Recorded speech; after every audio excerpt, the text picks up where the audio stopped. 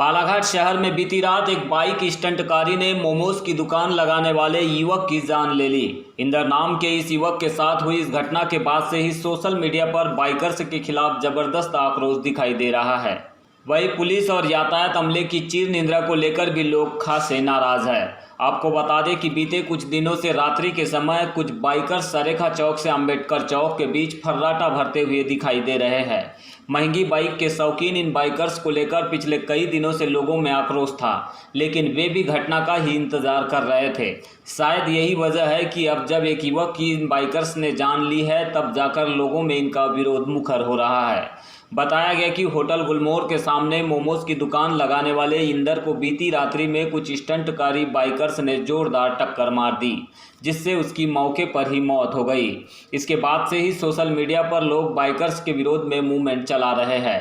अब देखना यह होगा कि बालाघाट पुलिस आखिरकार इन बाइकर्स को लेकर क्या रुख अपनाती है, क्योंकि पुलिस की लापरवाही के कारण ही शहर में दिनों दिन बाइकर्स के स्टंट और करतब बढ़ते जा रहे हैं।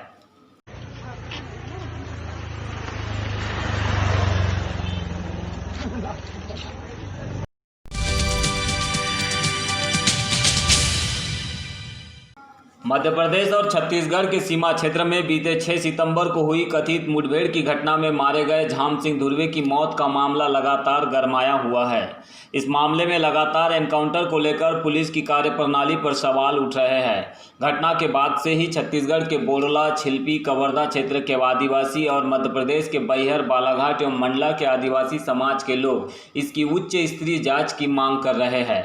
इसी कड़ी में शुक्रवार को मंडला जिले के निवासा विधायक डॉक्टर अशोक मरसकोले, बैहर विधायक संजय सिंह उइके, जनपद अध्यक्ष बिरसा सविता धुर्वे, बोडला से सामाजिक अध्यक्ष गोपाल कुसरे सहित क्षेत्र के तमाम आदिवासी समाज के संगठन और राजनीतिक दलों से जुड़े पदाधिकारियों ने गढ़ी थाने का घेराव करते हुए जांच अधिकारी को ज्ञापन दिया। विधायक डॉक्टर अशोक मरसकोले ने पूरे मामले को दुर्भाग्यपूर्ण और फर्जी बताते हुए पेट्रोलिंग कर रहे हाकफोर्स के 2 जवानों पर धारा 302 का मुकदमा कायम किए जाने की मांग की। उन्होंने कहा कि नक्सलियों के नाम पर पुलिस गरीब और मजदूर वर्ग के आदिवासियों पर जुल्म ढा रही है, उन्हें मौत के घाट उतारा जा रहा है। नक्सलाइट क्षेत्रों में एक टारगेट बना के लोगों को मार के और नक्सलाइट के मूवमेंट्स की बातों को रिकवर किया जा रहा है। मुझे लग रहा है कि यहाँ नक्सलाइट है कहाँ। जब हम मंडला में देखते हैं तो नक्सलाइट का मूवमेंट की बात करते हैं, लेकिन जब नक्सलाइट कहाँ पर हैं, क्या कर रहे हैं, किसको नुकसान पहुँचाया है, इसकी कहीं कोई प्रूफ नहीं है, बस पुलिस के पास में है। किसी जनप्रतिनिधि के कान में ऐसी कोई बात नहीं है कि उन्होंने किसी को प्रताड़ित किया है। बालाघाट की जब बात करते हैं, यहाँ बैहर की हम बात करते हैं, पश्चिमी बैहर और इधर के बैहर बालाघाट ज़िले में, तो वहाँ पर हम यहाँ के लोगों से बात करते हैं तो नक्सलाइट कहाँ है, क्या किए हैं, किसको नुकसान पहुँचा है, क्या कर रहे हैं, ये कोई खबर नहीं।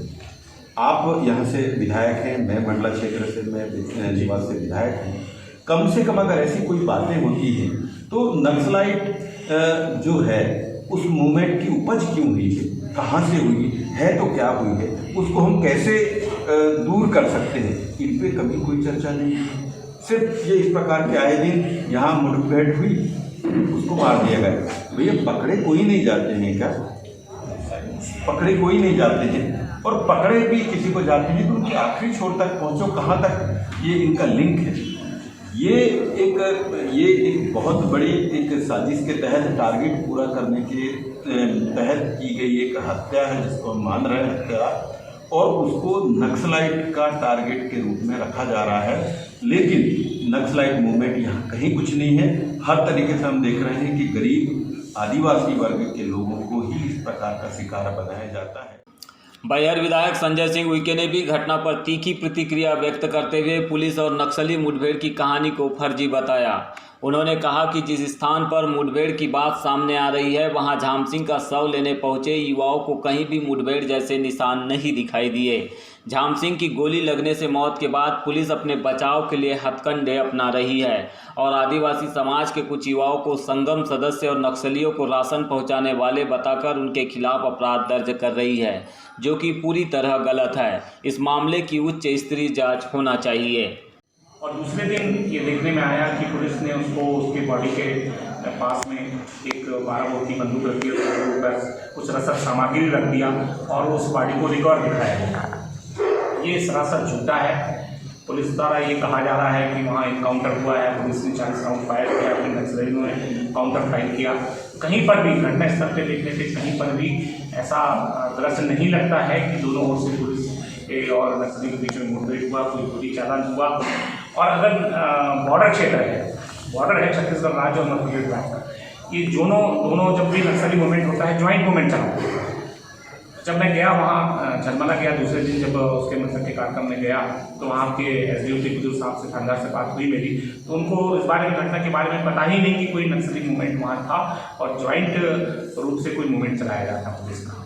हमारा तो सीधा आरोप है कि पुलिस ने जो किया वो जघन्य अपराध है और मामला 302 पे कायम होना चाहिए और परिवार के एक सदस्य को नौकरी मिलना चाहिए, उसको मुआवजा मिलना चाहिए और इसकी उच्च स्तरीय जांच हो। इसको लेकर आज हमारा पूरा समाज यहाँ बैठा था और सामाजिक रूप से हम सब लोगों ने निर्णय लिए हैं और अभी हम 302 पे मामला कायम हो, पुलिस उसका 302 पे मामला कायम करे, अभी हम थाने जाकर उसको ज्ञापन देंगे। घटना के बाद आदिवासी समाज के लोगों में बालाघाट सांसद ढाल सिंह बिसेन के बयान को लेकर भी आक्रोश दिखाई दे रहा है।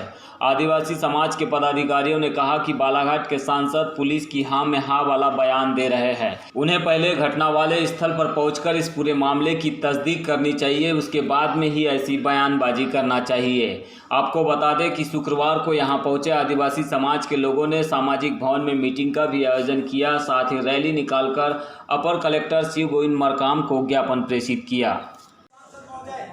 ये उनकी बात एसपी साहब की बात वो बोल रहे थे कि बोले आखिर वो क्यों किया, इनको पता नहीं है ये फॉरेस्ट एक्ट की अध्ययन किए क्या? फॉरेस्ट एक्ट की अध्ययन करके देख लो। आदिवासी समाज वो जो है प्रतिबंधित अगर एरिया है, उस प्रतिबंधित एरिया में अगर नदी बह रही है तो उस नदी की मछली पकड़ने का भी अधिकार जो है हमको दिया है और ये अधिकार है। आप जो है अगर पता नहीं है तो खोल के देख लीजिए, छत्तीसगढ़ और मध्य प्रदेश का जो है फॉरेस्ट एक्ट खोल के देख लीजिए, ये प्रावधान है, ये आपको अधिकार है। इस बात के लिए वो बोल रहे हैं सांसद की बोले वहां क्यों गया था, क्यों नहीं जाएगा? जो है जंगल जड़ी बूटी जो है हमारे अधिकार है, गौड़ खनिज हमारा अधिकार है, गौड़ वन संपदा हमारा अधिकार है। इस बात के लिए हम क्यों नहीं जाएंगे? जंगल से हमारा पूरा निस्तार होता है, वहां से लकड़ी लाएंगे, जल लाएंगे, कंद फल फूल लाएंगे, क्यों नहीं जाएंगे? ये इसको जो है जानबूझकर षड्यंत्र रच करके उसको जो है मारा गया है और इन्होंने जो है वहां पे रसद की सामग्री पहुंचाई गई। उस रसद की सामग्री की बारीकी से जांच होनी चाहिए। रसद मतलब जो खाने पीने का जो सामग्री वहां ले जाके छोड़ा गया ना। आप इधर हमारे बैहर तहसील और ये गढ़ी क्षेत्र में कहीं दांडी नमक देखा आपने? कहीं दांडी नमक किसी दुकान में मिली? कहीं नहीं। वहां दांडी नमक छोड़ दिया गया, हाई क्लास का जो है चावल छोड़ दिया गया, आटा छोड़ दिया गया, नमक मिर्ची छोड़ दी गई और वहां पे जो है एक भरमाल बंदूक छोड़ दिया गया। इस भरमाल बंदूक की भी बहुत बारीकी से जांच होनी चाहिए, फॉरेंसिक टेस्ट होनी चाहिए, तब हम मानेंगे कि वास्तव में जो है इन्होंने जांच सही